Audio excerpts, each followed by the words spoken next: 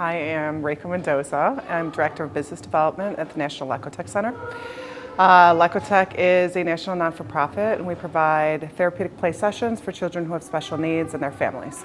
We were asked here today by PlayCorps to evaluate the Snug line. What we're doing is finding out how inclusive the product is. I have to say I think it is one of the most inclusive products I've ever seen, and we've seen quite a few play products throughout our organization. What I liked a lot about it is that so many of the pieces needed cooperation in order to build with, and I was just able to see children of all abilities helping each other. They were able to come up and create things together, and everybody had a say because everybody would move their own piece towards, the product. A lot of times we were able to see that you were able to communicate without necessarily being verbal. Two children didn't necessarily have to talk to figure out that they wanted to take the wall unit and move it over, the wall piece, and move it and turn it upside down.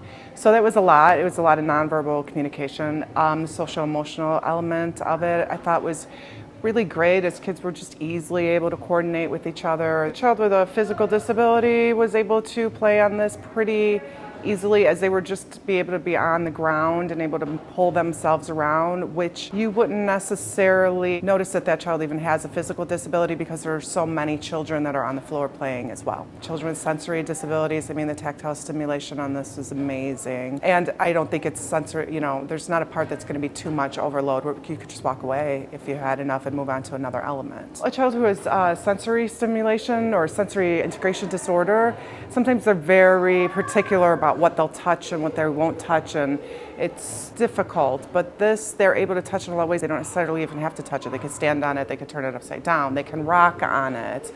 There's a bunch of different ways to stimulate yourself.